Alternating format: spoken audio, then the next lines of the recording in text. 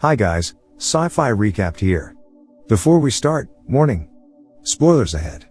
Today, I'm gonna explain a 2017 science fiction movie called Time Trap. This movie has a very unique concept about time, so make sure you watch it till the end.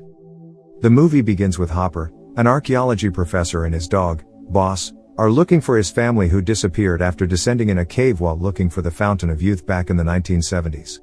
He then notices there is a cave far in the distance. Upon arrival at the entrance of the cave, he sees a cowboy man whose gun and attire don't seem to be from our generation, seemingly frozen in time. Shocked with the discovery, Hopper turns back and gets back home. Apparently, he had set up this exploration trip with his teaching assistants, Taylor and Jackie.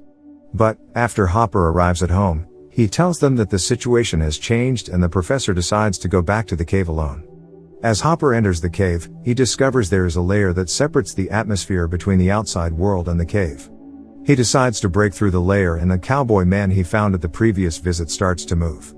It has been 2 days since the professor's departure, but until now Taylor and Jackie haven't heard anything from him. So they decide to look for him. Because they don't have their own SUV, they call Kara, Taylor's crush, and ask her to borrow her dad's SUV. Apparently, Vives, Kara's sister, also has a school project to do, so Kara decides to take her as well. They are also accompanied by Vives's friend, Furby. Yeah, another child on a life-threatening expedition. Because, why not?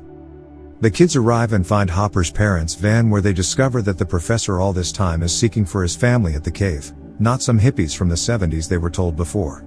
They then find an old rope that leads them into a different part of the cave. There, they find the rope had been cut off and learn that it is not Hopper's rope as it is already very old. They also discover that the cave is very deep. The kids decide to descend further into the cave, leaving Furby to keep watch because he is too afraid to join them. While going down, Kara discovers the same invisible layer that Hopper found earlier, claiming that it changes the air completely. They decide to break through the layer. Back to Hopper, a moments later after he follows the cowboy man, he starts to feel something strange. He notices a strange dance of light. It is as if someone is constantly dimming and brightening the entrance of the cave with a huge flash or something. After that, he suddenly hears a screaming voice and escapes from the cave. As we see previously, Hopper entered the cave when the sun was still shining, but only less than 5 minutes inside. The outside world has become very different as his car is covered by overgrowth plants and it is already night. It just seems like a couple minutes in the cave is equivalent to decades outside. He also finds Kara's SUV and Jackie's backpack, so he decides to get back into the cave. Back to the kids, as they begin to explore, they suddenly hear screaming voices and the girls decide to leave from the cave, starting with Jackie. But the rope suddenly gets cut off and she falls off, injuring both Jackie and Taylor who tries to save her. Taylor then pulls the second rope, finding that one to be cut off as well. The group begins to think that it is Furby who purposely cuts the rope for messing around. They try to communicate with Furby from the radio, but he does not respond. Eventually, they hear some muffled sounds from the radio asking for help, claiming that it is Furby. Left with no option, the group decide to move further inside the cave, leaving the injured Jackie alone. At the other side of the cave, the group discovers a cut-off rope and Furby's dead body, with a broken neck. They then replay the recording from Furby's camera to see what happened to him.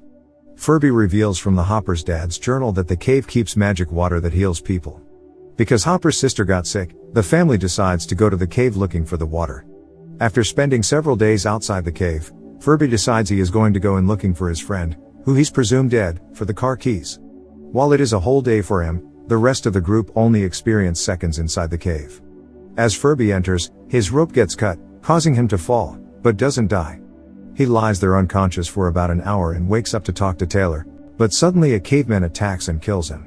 Vives also spots something nonsense as the time code from the recording spans several days while they only have been in the cave for an hour. Because both Taylor and Jackie are injured, only Kara and Vives are left to find a way out and call for help. Because Vives is younger, Kara decides to climb up the same way they came down and manages to come out to find a completely different place.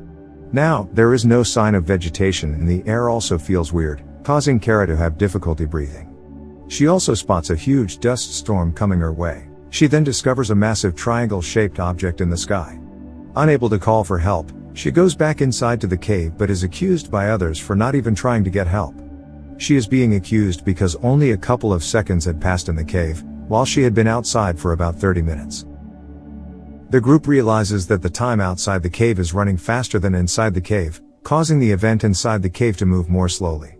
Taylor also adds that the ropes at the top of the cliff are aging at a rapid rate, causing them to sever due to the friction with the cliff side.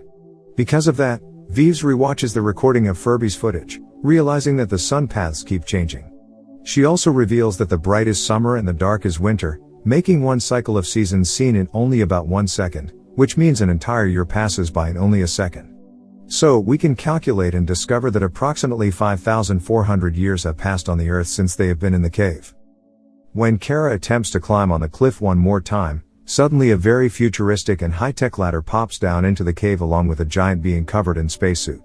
Out of nowhere, a caveman appears and begins to attack the giant, but is subdued non-lethally.